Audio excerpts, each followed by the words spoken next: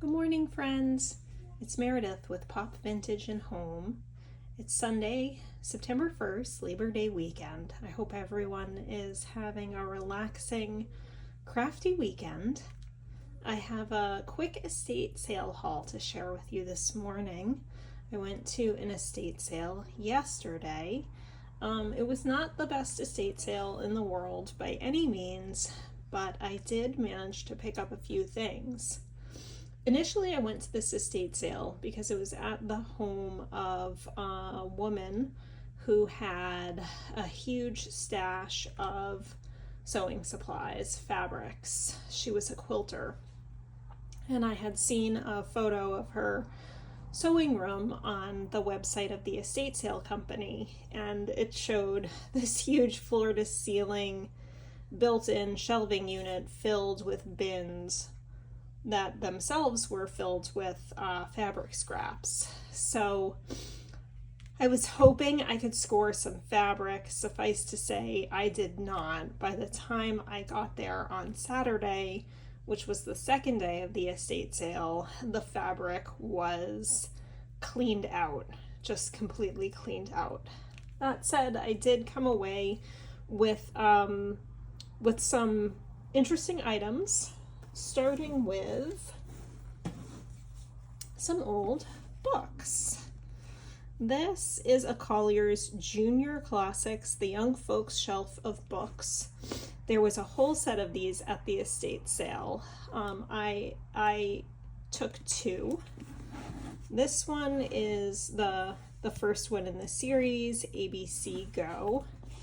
It's just a collection of stories and poems, but the illustrations are really cute.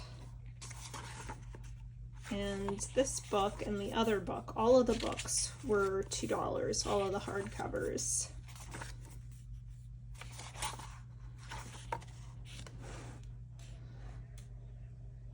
Really sweet illustrations, perfect for junk journals.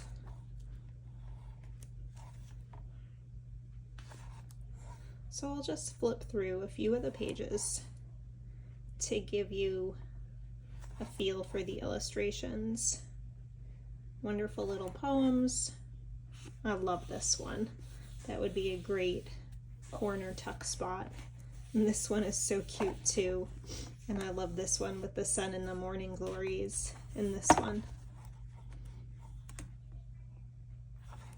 Beautiful illustrations.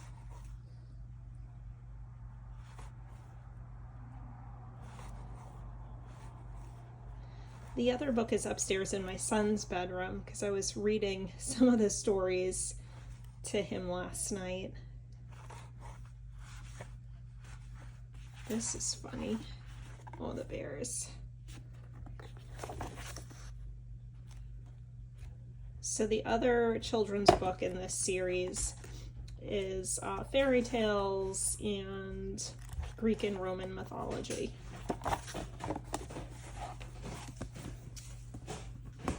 The other books I got were these. These are yearbooks put out by Collier's, the encyclopedia company, and it's a look back, a recap of, in this case, the year 1976. I chose 1976 because it was the year I was born. And I was looking through this book yesterday, and it's really interesting to look through, and you get a sense for how much has changed since then in 40 some odd years, 48 years, and how much things have stayed the same. So it's all black and white images, which is a little disappointing. But the word pages, I can use these for brayered paper, for all kinds of things. And there are some interesting and fun pictures in them because they have passages on film and TV and fashion, sports, Dorothy Hamill in the Olympics. So I thought this was really cool. And at $2 a pop, I just figured why not. So I got this one for 1976, and I got two others from the 1960s. I was hoping to get, actually 3 others from the 1960s. I was hoping to get the year 1969 with the Apollo landing and Woodstock and all that interesting stuff, but someone had already taken it. So I got 1968, because I am at some point going to do, I really want to do a 1960s inspired journal. So I'm always on the hunt for vintage 1960s items and ephemera. So this is 68. I remember this illustrator was really popular in the 60s. His stuff was, I saw it a lot when I look back through old issues of the Saturday Evening Post and Life magazine. The style of illustration was really popular. My allergies are really bad this morning, hence the sniffling, the annoying sniffling. So this is 68. I also got, apparently I did get 1969. Look at that. This will be really fun. Excuse me. Really fun to go through. A lot on the Vietnam War, which is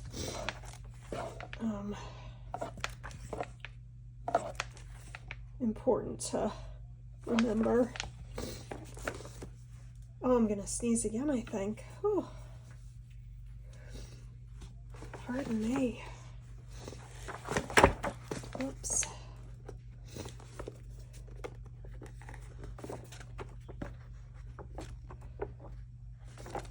So I got this one for 1969 and this one for 1967. I've always been fascinated by the decade of the 1960s ever since I was a little girl. I don't know why. I have no idea why. I found it so interesting and intriguing as a kid, but I did, and it's with me to this day.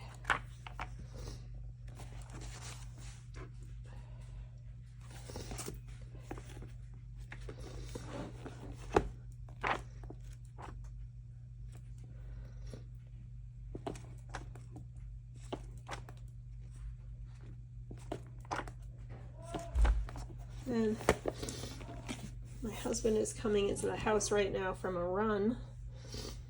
Okay, the other cool thing I got,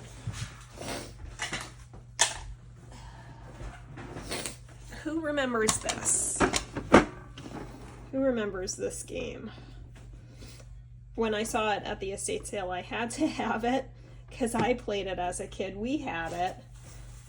I was really young when we had it, and of course I could never get all the shapes in to the box before the timer went on and the box exploded, and every time the box exploded it scared the living daylights out of me. So I figured this would be really fun. I figured my son would get a kick out of it.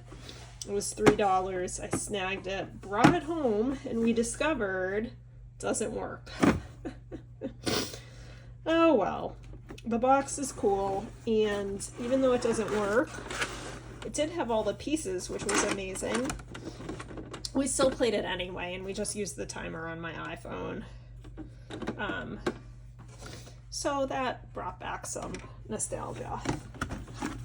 The last thing I got is pretty boring. I got this set of 4 small serving dishes for $5. I had a dish like this that I had for probably 2 decades that I bought at IKEA, and it was the dish I used for making baked brie, and it broke, like, I think last year.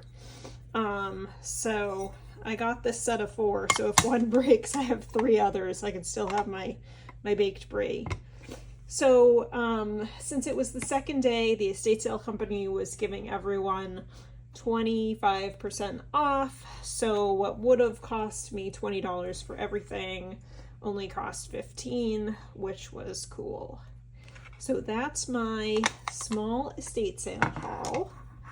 And I hope you are all having a fun weekend, getting out to some good estate sales, tag sales, flea markets, thrift stores. And I have a couple of projects I'm working on. One is a fall journal, one is a journal for my husband. So more to come on those. Anyway, thanks for watching. I hope you're all having a great weekend, and I'll see you in the next video. Bye.